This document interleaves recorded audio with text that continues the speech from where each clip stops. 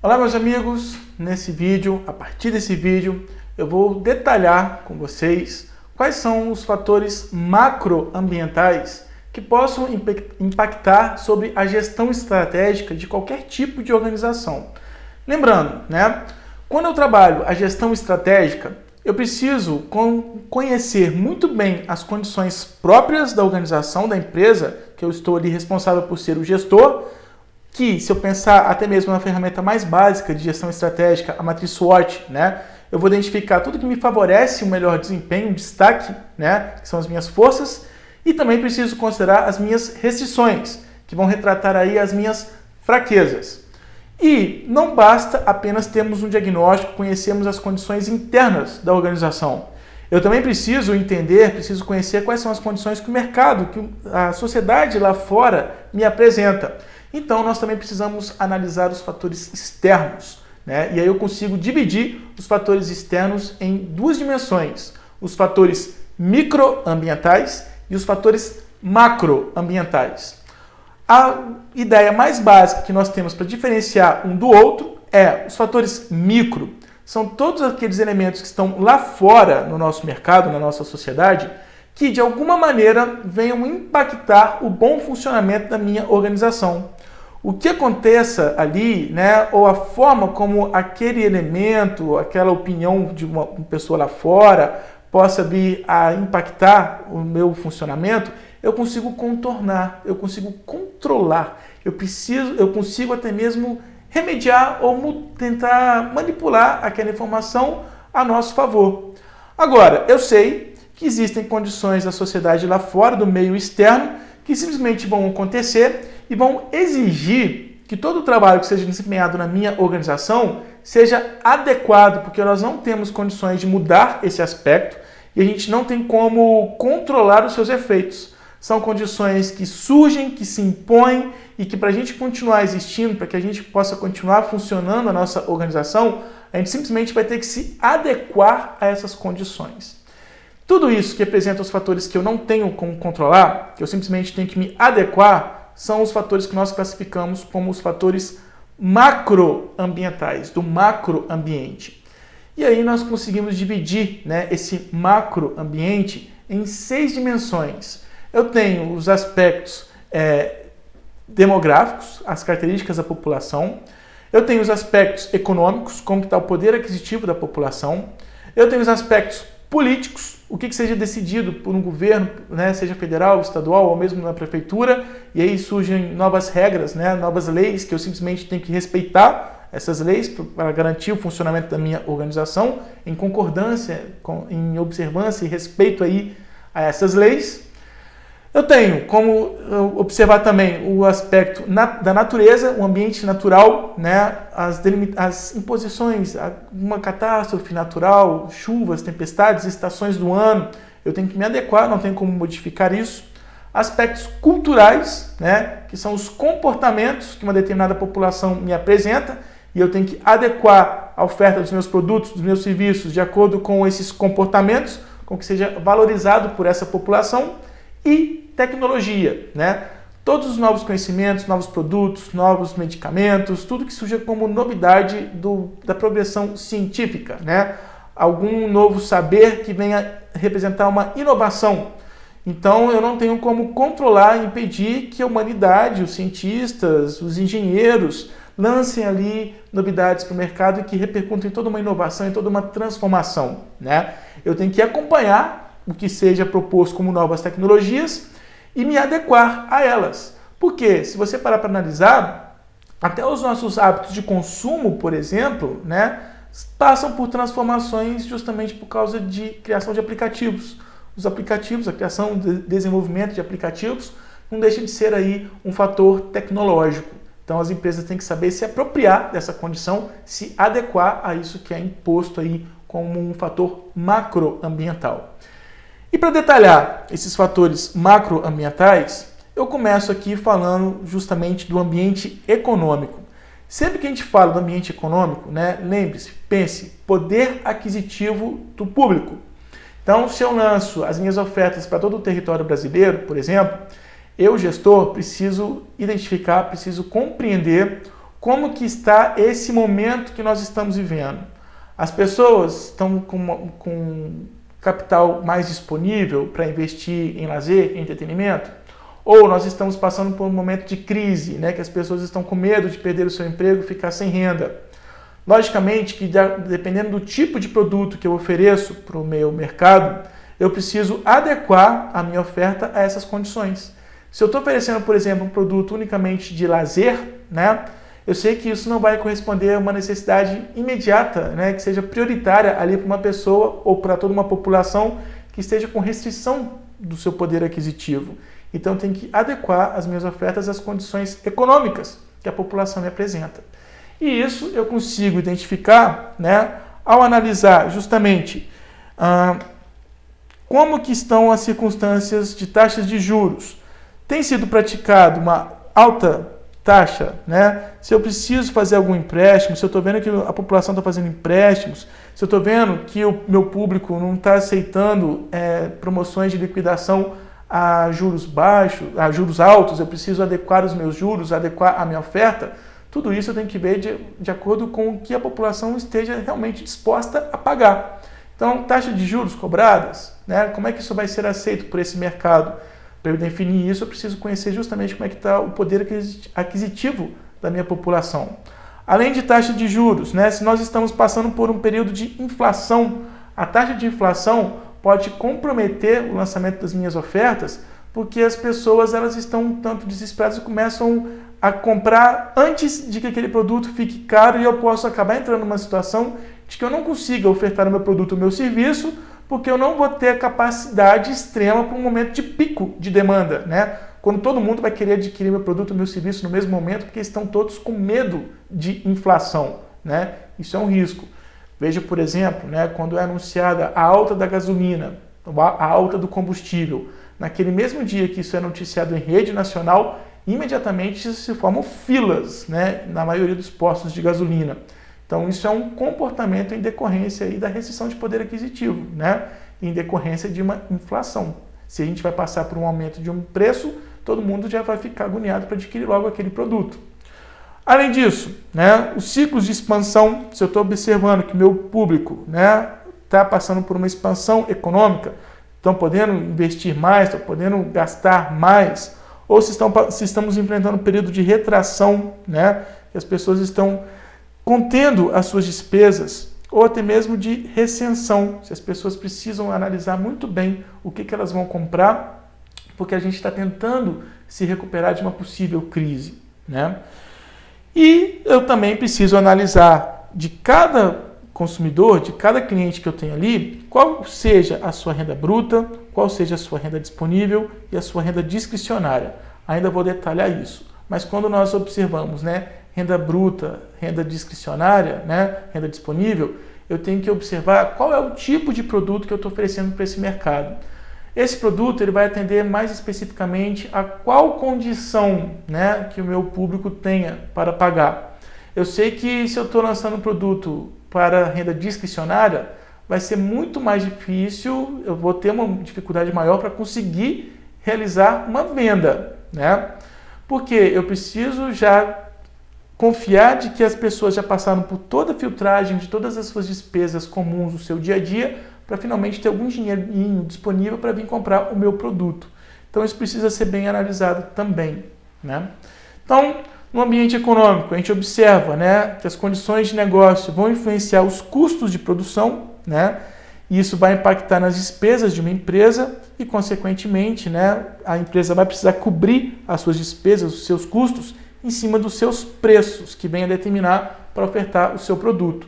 Se eu preciso, né, cobrir as minhas despesas, cobrir os meus custos no preço que eu venho a cobrar do meu consumidor final, logicamente que eu preciso negociar muito bem para tentar diminuir ao máximo, né, as minhas despesas, os meus custos, para conseguir lançar a um preço mais acessível para o meu público consumidor.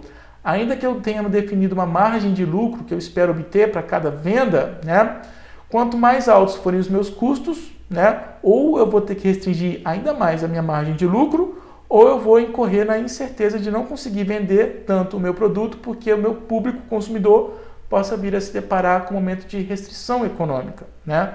Então eu tenho que analisar muito bem como é que está a economia nesse momento. Além disso, é necessário considerar as restrições financeiras do consumidor e observar que nós temos ciclos de negócios e padrões de gastos, né? Então, dependendo do que seja realizado como um padrão de atividade econômica no país, eu tenho que adequar essas atividades com as condições financeiras ali, o poder aquisitivo dos meus consumidores. Eu posso observar se eu estou passando por um momento nesse ciclo de negócios e padrões de gastos, numa fase de prosperidade. Fase de prosperidade é quando eu posso confiar que está todo mundo com um alto poder aquisitivo e que as pessoas vão comprar mais. Se eu vejo que o mercado possa estar aquecido, né, eu já posso ter uma estimativa de que eu vou conseguir vender mais os meus serviços, os meus produtos. Então eu posso me aproveitar deste momento que o mercado me apresenta. Além da possibilidade de uma fase de prosperidade, eu posso também observar se eu estou passando por uma fase de inflação. E aí eu vou me deparar com picos, né, de demanda. Vai ter momentos específicos que grandes massas virão ao meu ponto de venda, virão ali na minha empresa para adquirir o produto ou meu serviço com receio ali de uma inflação. Também podemos estar passando por um momento de recessão econômica, que as pessoas vão estar contendo mais os seus as suas despesas, ou de recuperação econômica, que é quando eu deixo, né, eu saio desse cenário que é o mais pessimista de todos, e antes de atingir, se eu realmente for conseguir recuperar a minha prosperidade, eu já começo a ter estimativas mais positivas aqui neste momento, né? A gente está conseguindo se recuperar economicamente, então já posso prever que no futuro não tão distante a gente vem conquistar uma fase de prosperidade.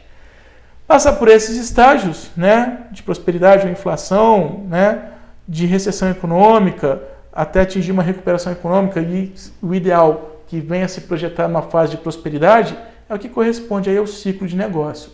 Eu preciso analisar, né, em qual momento nós estamos nesse ciclo para adequar estrategicamente as minhas ofertas às reais condições que esse mercado me apresente. E quando nós analisamos o perfil de um consumidor, a gente precisa identificar qual é a renda que ele apresenta, né, para ver como que nós vamos lançar a oferta para esse consumidor. Então, eu tenho que analisar renda individual ou a renda familiar, né, para melhor encaminhar a minha oferta. Quando a gente fala da renda do consumidor, né, eu consigo analisar qual vai ser a probabilidade das pessoas adquirirem os meus produtos, os meus serviços. A renda do consumidor ela se divide da seguinte maneira. Nós temos a renda bruta, pense aí você, né? Você que está me assistindo. Imagina que no seu contrato de trabalho, né? No seu emprego aí, esteja definido lá, você tem uma renda bruta de 30 mil, tá? Vamos jogar por baixo. Então você sabe que todos os meses a empresa se encarrega de pagar 30 mil reais do seu salário bruto. Isso é a sua renda bruta. Acontece que você não vai ficar com esses 30 mil, né? Você sabe que tem impostos, que tem ali tudo que você precisa pagar, né? Você tem toda a tributação embutida, então você fica com o seu salário líquido.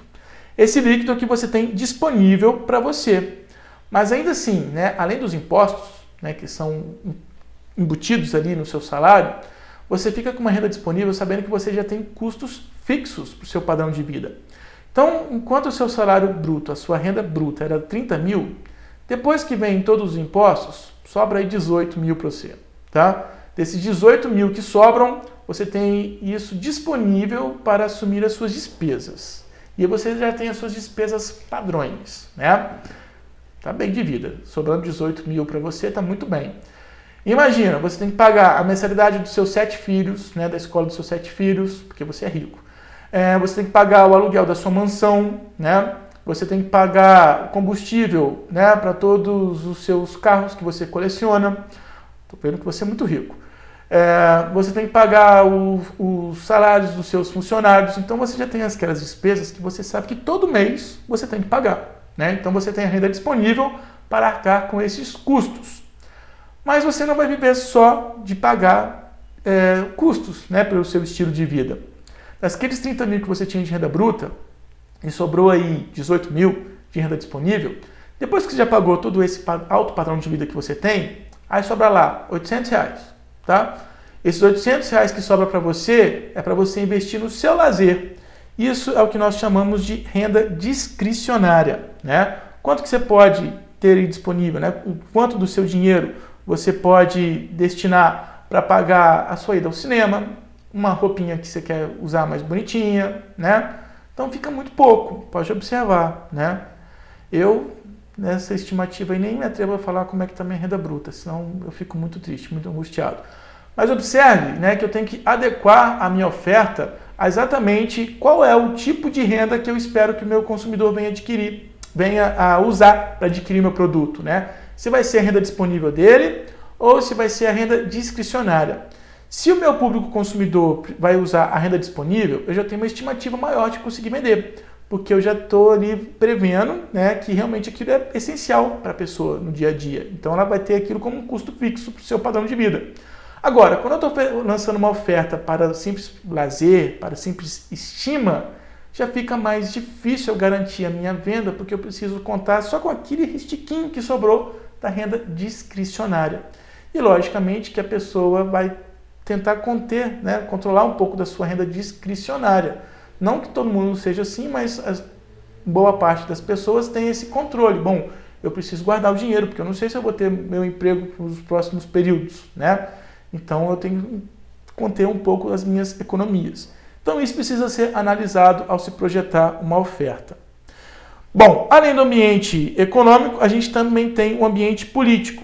E sempre que nós falamos de ambiente político, né, esquece esse pensamento só de presidente, de governador, de prefeito, tá? Não é o que o ministro está brigando com outro ministro que vai representar o ambiente político. Não é isso, tá? O que o ambiente político vem a representar para a análise do mercado são as leis que vão existir ali, as leis que são implementadas que devam ser respeitadas. Então, quando a gente vê, né, a questão, a imposição do ambiente político, a gente vê controle sobre a concorrência, né? Eu tenho órgãos que regulam a não formação de cartéis, a não indevida concorrência entre empresas diferentes, né? Eu preciso promover uma concorrência leal. É lógico que isso é interessante para ter um oligopólio, né? Que eu tenha diferentes empresas que possam competir entre si para lançarem as melhores ofertas para o consumidor e o consumidor possa escolher, dentre as ofertas que ele tem acesso ali, qual que é mais interessante, qual que é mais compatível com as condições, com os interesses dele. Mas eu preciso determinar regras sobre como que as empresas vão competir aí nesse mercado oligopolista. Além disso, eu também tenho as leis que limitam qual o tipo de produto que eu posso gerar, que eu posso oferecer, qual é a margem de preço que eu devo cobrar para ofertar o meu produto, como que eu vou distribuir esse meu produto, né, por quais regiões eu posso locomover, eu posso transitar com caminhões de carga, como que eu posso anunciar o meu produto, né? A gente tem aqui os mix mercadológicos, os 4Ps do marketing.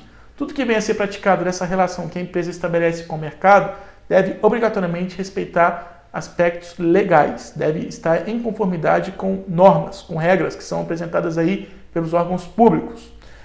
E também eu preciso considerar todo o público que existe lá fora, cuja opinião tem algum impacto sobre o nosso funcionamento. Não precisam ser nossos clientes, né?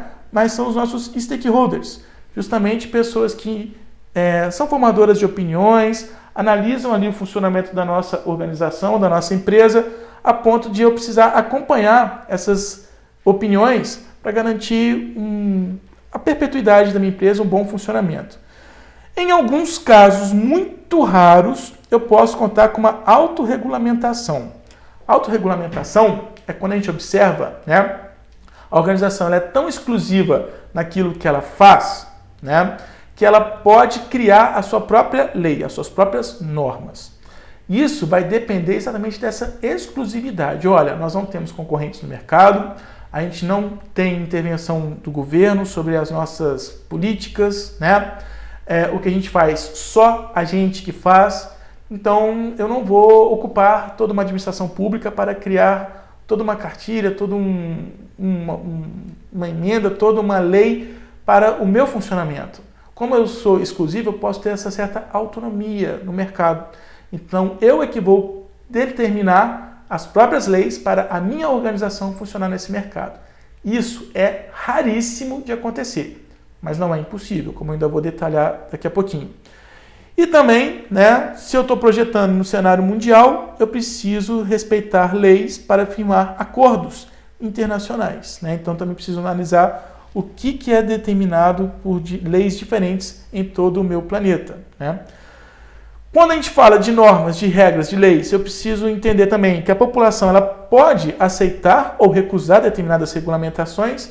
A gente já cansou de ver, por exemplo, algumas leis de trânsito que, infelizmente, né, em determinadas localidades, elas simplesmente não são respeitadas. Isso revela que a população não acatou com aquilo que foi determinado por um agente público, né, por um agente político. Quando isso acontece, eu tenho uma lei que simplesmente nem é praticada. Isso pode acontecer. Ou então eu posso ter a condição, né, de que algumas regulamentações podem entrar em conflito, eu crio uma lei que acaba entrando em contraste, em contraposição ao que já foi apresentado aí em uma lei anterior. E mais ainda, para eu criar uma lei, eu preciso compreender que a população ela tem que participar dessas decisões, né, como decisões tributárias, controle de vendas, né, oferta de alguns produtos, funcionamento aos domingos e feriados, como por exemplo, e até mesmo a projeção de outdoors. Isso são alguns exemplos de circunstâncias que eu preciso, né, consultar a opinião do público para fazer com que uma lei, uma regulamentação seja efetivamente implementada e respeitada. Se eu proponho uma lei que as pessoas simplesmente não dão credibilidade, isso nem vai se reverter num regimento, numa diretriz que realmente seja obedecida pelos gestores em algumas organizações. Então, entenda que o ambiente político vai ser exatamente a imposição de leis, de normas, de regras, né? Então, se eu tenho que obedecer essas regras, de maneira geral, os gestores eles não podem criar próprias regras, eles precisam respeitar as leis, né? Respeitando aí as normas que a sociedade impõe, respeitando as normas relativas às expectativas dos clientes, respeitando determinações de governos, né, ou prefeituras. E se eu demonstro que a minha organização, a forma como nós conduzimos a nossa gestão, está em conformidade com a lei, né? Se eu vejo ali, demonstro para a sociedade que nós respeitamos essas normas, isso vai trazer uma consequência estratégica de que o meu público vai confiar, né, exatamente na minha empresa, porque nós temos uma boa reputação por respeitarmos regras, por respeitarmos leis. Se o meu consumidor vê que nós somos uma organização que respeitam as leis, isso acaba gerando uma boa reputação da marca, isso acaba sendo uma oportunidade do mercado, né? Pode observar que a gente tem muitas empresas aí que exploram essa condição de temos conscientização do meio ambiente, de respeito ao meio ambiente, né? Respeitamos normas de preservação ambiental. Quando uma empresa anuncia isso, é justamente porque ela está querendo se valorizar, se apropriar dessa boa reputação que ela possa ter na mente do consumidor. E eu vejo claramente regras, leis sendo impostas, né, para testagem de produtos, para as informações que devam aparecer nas embalagens, para ser apresentadas para os consumidores, os preços que possam ser praticados, mensagens publicitárias, mensagens que sejam propagadas ali no anúncio de um produto, né, e algumas restrições de alguns produtos que não possam ser vendidos para menores. Então, esses são alguns exemplos de como que eu vejo ali determinações de leis, né? Algumas condições que a empresa precisa exercer respeitando aspectos político-legais. Bom, antes de eu ocupar, né, um determinado mercado, eu preciso estrategicamente, então, analisar quais sejam as leis governamentais que sejam implementadas ali, naquele mercado, regulamentações, se existem leis estaduais ou municipais que são específicas para aquela localidade, para aquele mercado, e quais sejam algumas normas de controle. Então, por exemplo, eu posso ter uma lei governamental para prevenir contra a formação de cartéis, isso é geral em todo o país, que previnem contra a formação de monopólio, né? Além de normas aí lançadas pela Anvisa, né? Eu tenho que respeitar vigilâncias sanitárias e até mesmo vigilâncias fiscais. Isso é o governo federal que impõe e eu tenho que obedecer. Posso ter necessidade de conhecer regulamentações, como, por exemplo, regulamentações contra concessões para favorecer algumas empresas específicas, né? Não posso fazer isso se for ilegal. Em alguns casos, né, existem estados, municípios que possam especificar horários de funcionamento, né, ou ocupação de espaços físicos, né? Nesse momento, por exemplo, que nós estamos vivendo, né, a gente está vendo claramente aí a disputa entre alguns governos estaduais, algumas prefeituras, com até mesmo o governo federal, sobre como controlar o isolamento social para tentar impedir a a pandemia do coronavírus, né? Então, esse é o momento que a gente vê exatamente algumas contradições das leis. E as empresas, por mais que um comerciante queira abrir as suas portas, dependendo da localidade, dependendo da lei que foi apresentada ali pelo prefeito, né, de onde aquele ponto de venda está estabelecido, ele não pode infringir com essa norma. Ele tem que respeitar, correndo o risco de ser multado caso ele venha a desrespeitar, descumprir com essa lei, né, no caso aí uma lei municipal. E nós também temos em normas de controle, como é o caso clássico de circulação de veículos de carga, né, em algumas rodovias. Eu sempre dou o exemplo de Ouro Preto, que é uma cidade mineira que tem vários túneis ali subterrâneos, né, das minas, que já tem ali muita história. Então, trafegar caminhões de carga pesada ali é uma verdadeira ameaça, né? Porque dependendo do peso, eu posso simplesmente provocar uma erosão, né? Porque o solo ali daquela localidade é um verdadeiro queijo suíço, cheio de túneis. Então, para impedir uma catástrofe, eu posso impor aí uma norma de controle para não deixar que essa calamidade aconteça. Além disso, quando a gente fala do ambiente político, né? Eu tenho a figura estratégica de um lobista. Bom, mas antes de entrar na especificação do que seja um lobista, como eu tinha dito, algumas organizações, quando elas são muito exclusivas no que elas fazem, elas podem ter autonomia para criar as próprias leis, as próprias regulamentações. É o caso brasileiro aqui da FEBRABAN, né, a Organização das Ferrovias, e da CONAR, da Agência Reguladora de Mensagens Publicitárias, né, de mensagens projetadas em propaganda. Como elas não têm concorrentes, como elas são organizações únicas, as formas como elas vão funcionar, né, é determinada por leis, por regras que os próprios gestores dessas organizações podem propor. E aí essa condição de propor de ter essa autonomia, né, faz com que a organização seja autorregulatória, né? Ela tem ali a sua capacidade de exercer a sua autorregulamentação. Ela que vai definir as próprias leis de como que ela vai funcionar. E a gente também pode ter aí a formação de grupos, né, algumas organizações que possam se unir para criar, para defender ou para divulgar as próprias regulamentações, né? Se eu tenho essas parcerias firmadas, eu consigo então intensificar e promover qualidade, por exemplo. Em alguns casos, como a mídia faz frequentemente, a gente consegue obter autonomia através de como que nós estabelecemos as nossas relações com o mercado. Agora, chama atenção pelo seguinte: a mídia, ela tem uma forte repercussão social, ela pode usufruir dessa repercussão social para questionar leis, né? Mas é o público que vai acatar ou não. Então a gente tem que analisar isso também. E como a gente tem nessa consideração aí com as determinações dos agentes políticos, né? Eu posso ter uma figura estratégica na minha organização, na minha empresa, que é a figura dos lobistas. Um lobista é aquele funcionário profissional da minha empresa que ele vai representar a minha organização ao participar, né, de decisões políticas, ao participar da elaboração de políticas públicas, porque esse meu profissional ele estabelece contatos diretos com o governo, né? Seja com o prefeito, seja com o governador de um estado.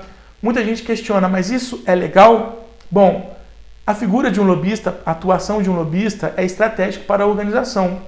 E não existe nenhuma infração da figura lobista, né? O que precisa ser garantido é a ética de como que esse lobista vai trabalhar. E por último, né, só para fechar toda essa projeção de ambiente político, né, não menos importante, a gente precisa também compreender que os próprios consumidores, eles também apresentam as suas exigências. Quando a gente tem as exigências dos consumidores sendo consideradas, nós falamos aí de consumerismo. Consumerismo nada mais é do que obedecer leis, obedecer expectativas, né, de princípios morais para proteger o consumidor. Em outras palavras, o consumidor, antes dele adquirir um produto ou um serviço, ele precisa ser muito bem informado do que ele está adquirindo. E depois que ele já adquiriu o produto ou serviço, ele vai usufruir daquele produto, ele precisa ter o seu direito de manifestar alguma reclamação, caso seja necessário reclamar, né? O consumerismo nada mais é do que a defesa desse direito do consumidor, né? Ter essa consideração às expectativas, às percepções que ele tenha sobre uma determinada oferta. é o que a Secretaria de Defesa do Consumidor faz, o que o PROCON faz, né? Garantir a defesa do consumidor em manifestar a sua queixa. Então, a gente vê que os consumidores eles têm liberdade de escolha, contanto que eles sejam devidamente informados sobre o que esteja sendo oferecido ali para eles. Ele deve ser informado. Ele tem direito de ser ouvido, né, nas suas dúvidas e também nas suas queixas ou reclamações. E precisa, obrigatoriamente, se sentir seguro ao firmar uma compra ali da empresa. Então, isso é um compromisso, né, que a empresa tem para criar valor, para garantir que o consumidor realmente vai se sentir satisfeito, né? E isso vai implicar em questões éticas. Eu preciso ter toda uma ética, ser sincero na forma como eu lanço ali a minha oferta para o meu público consumidor. Assumir o respeito ao consumerismo nada mais é do que considerar, né, essa expectativa, essa visão aí, essa percepção, essa perspectiva própria do meu público-alvo, do meu público consumidor. Eu não posso enganar ninguém, não posso lançar uma propaganda enganosa, não posso vender um produto que não seja compatível com o que eu apresentei para o meu consumidor. Então isso é um aspecto político também, porque eu tenho aí uma questão de respeitar uma norma, né? Eu tenho uma moralidade em consideração a esse meu consumidor. Então, já estou aqui com um vídeo extenso, mais de 30 minutos. Eu espero que pelo menos que toda essa minha apresentação sobre o que representa o ambiente econômico e o ambiente político, que são fatores macroambientais, tenha ficado claro para você compreender aí o que deve ser considerado uma gestão estratégica. Mas existem outros fatores macroambientais que eu vou explorar em outros vídeos. Muito obrigado pela atenção e muito obrigado aqui por me acompanhar nessa minha projeção desse meu vídeo.